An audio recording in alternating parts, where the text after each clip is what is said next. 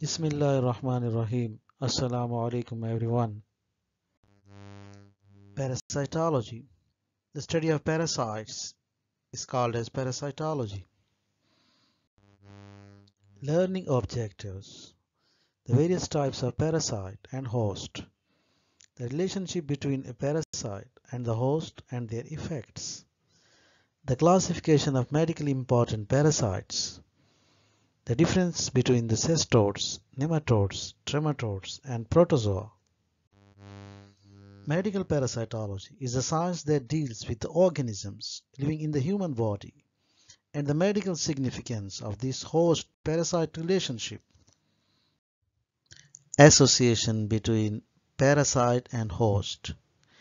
A parasite is a living organism which takes its nourishment and other needs from a host. The host is an organism which supports the parasite. The parasites included in the medical parasitology are protozoa, helminths, and some arthropods.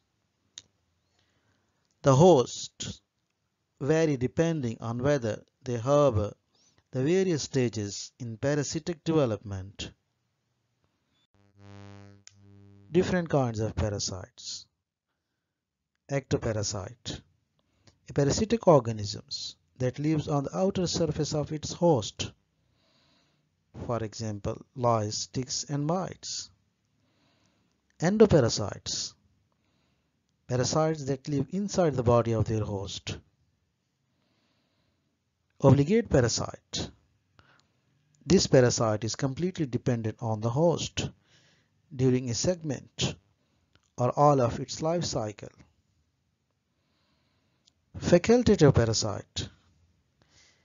An organisms that exhibit both parasitic and non-parasitic modes of living and hence does not absolutely depend on the parasitic way of life, but is capable of adapting to it if placed on a host.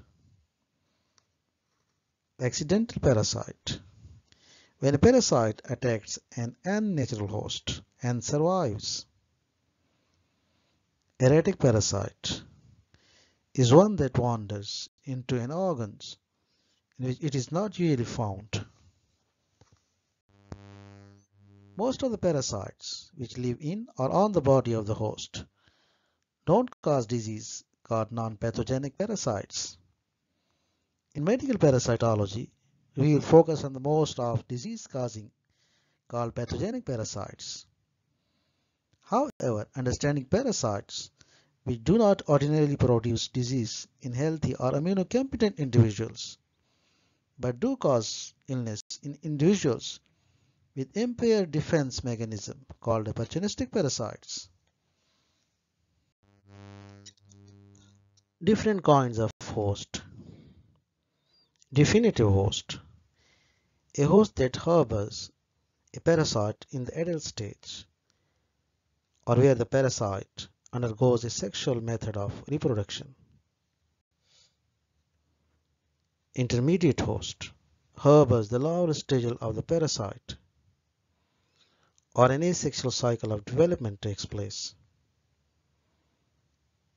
In some cases, larval development is completed in two different intermediate hosts, referred to as first and second intermediate hosts.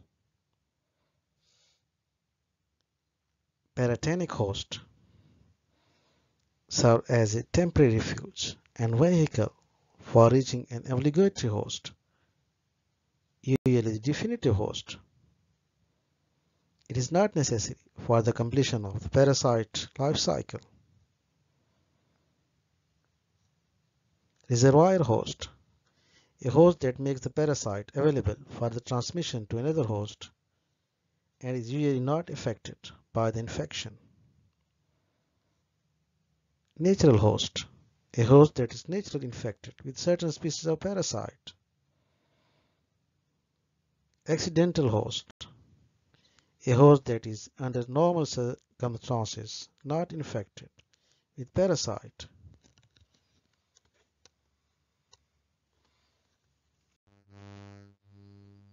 Symbiotic relationships. There is a dynamic equilibrium which exists in the interaction of organisms. Any organisms that spends a portion or all of its life cycle intimately associated with another organism of a different species is considered as symbiont, and this relationship is called symbiosis.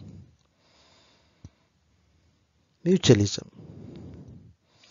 an association in which the both partners are metabolically dependent upon each other, and one cannot live without the help of other.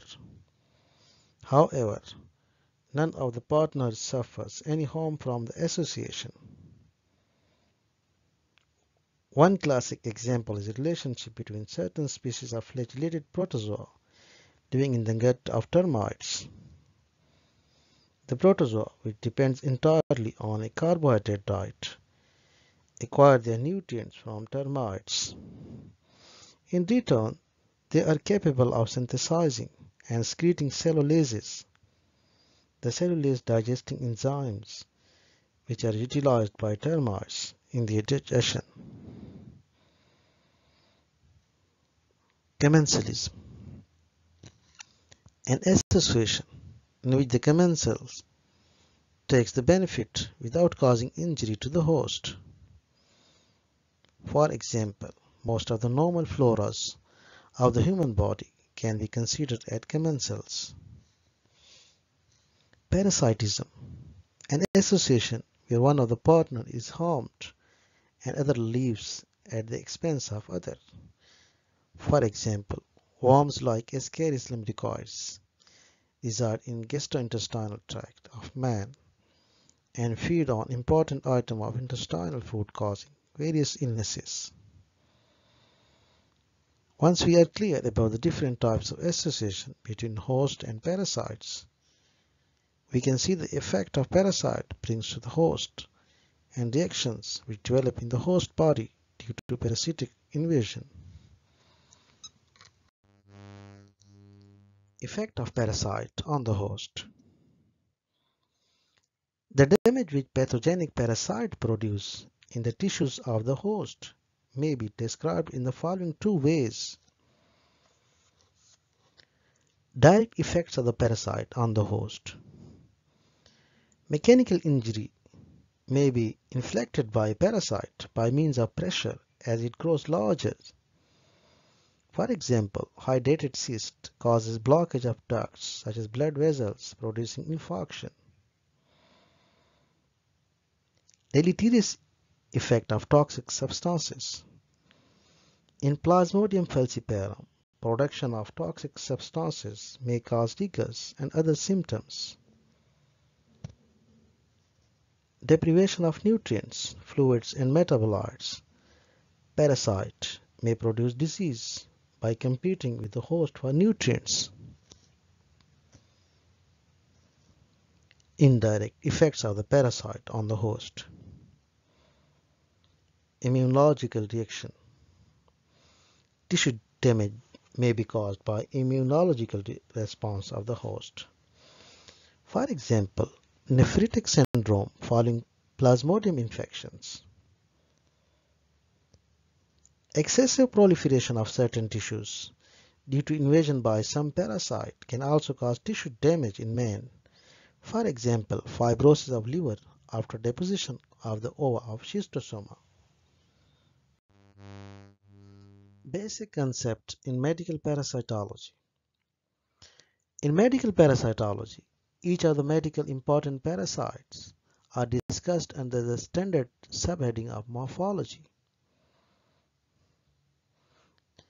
Geographical distributions, means of infection, life cycle, host-parasite relationship, pathology and clinical manifestation of infection, laboratory diagnosis, treatment and preventive or control measure of parasite. In the subsequent section, some of these criteria are briefly presented. Morphology includes size, shape, color, and position of different organelles in different parasites at various stages of their development. This is especially important in laboratory diagnosis, which helps to identify the different stages of development and differentiate between pathogenic and commensal organisms. For example, Entamoeba histolytica and Entamoeba coli.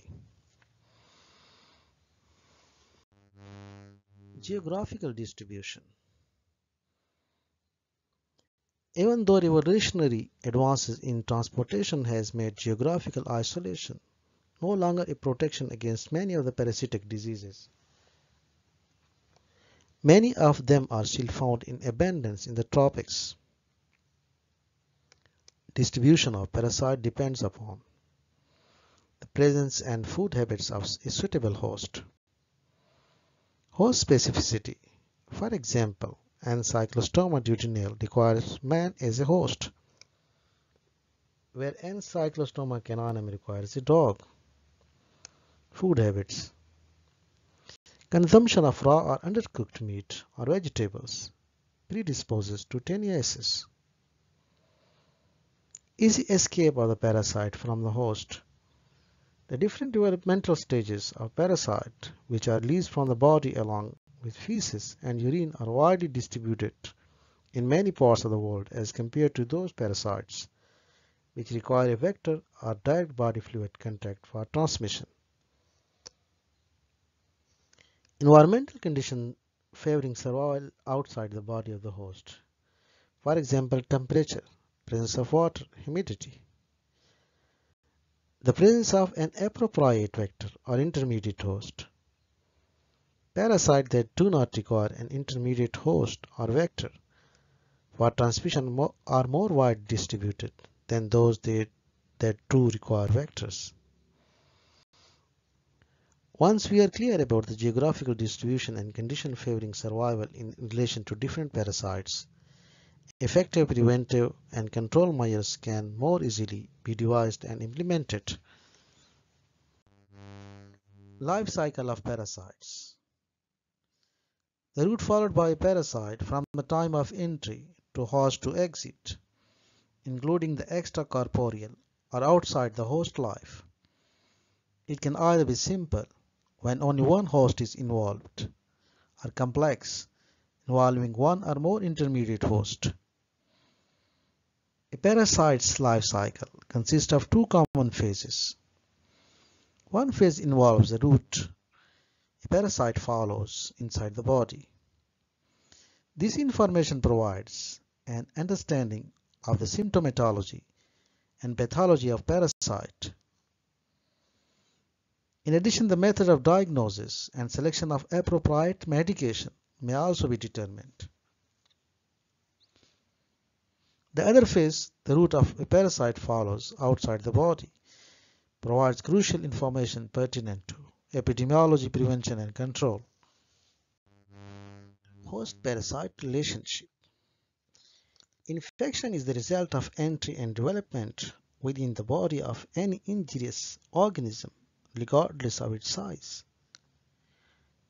Once the infecting organism is introduced into the body of the host, it reacts in different ways, and this could result in carrier state, a perfect host-parasite relationship where tissue destruction by a parasite is balanced with the host tissue repair. At this point, the parasite and the host live harmoniously. They are at equilibrium. Disease state. This is due to an imperfect host-parasite relationship where the parasite dominates the upper hand.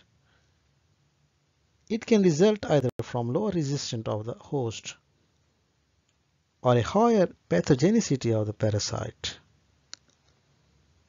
Parasite destruction occurs when the host takes the upper hand. Treatment. Many parasitic infections can be cured by specific chemotherapy. The greatest advances have been made in the treatment of protozoal diseases. For the treatment of intestinal helminthiasis, drugs are given orally for direct action on the helminths.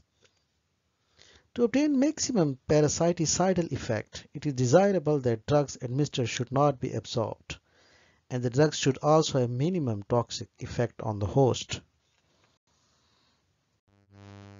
Prevention and control. Measures may be taken against every parasite infecting humans.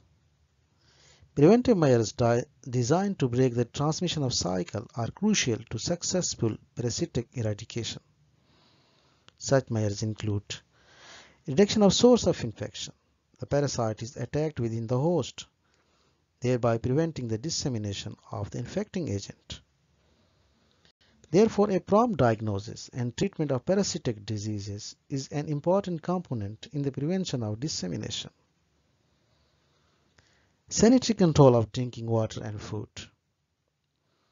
Proper waste disposal through establishing safe sewage system. Use of screen toilets and treatment of night soil. The use of insecticides and other chemicals used to control the vector population.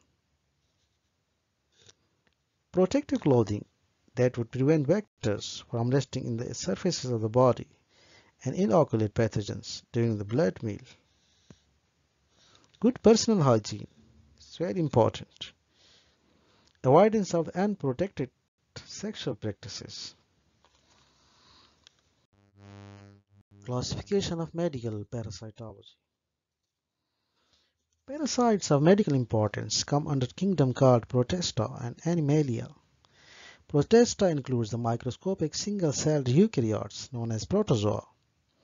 In contrast, helminths are microscopic, multicellular worms possessing well-differentiated tissues and complex organs belonging to the kingdom Animalia. Medical parasitology is generally classified into medical protozoology, deals with the study of medically important protozoa. Medical helminthology deals with the study of helminths, or worms that affect man. Medical entomology deals with the study of arthropods which cause or transmit disease to man.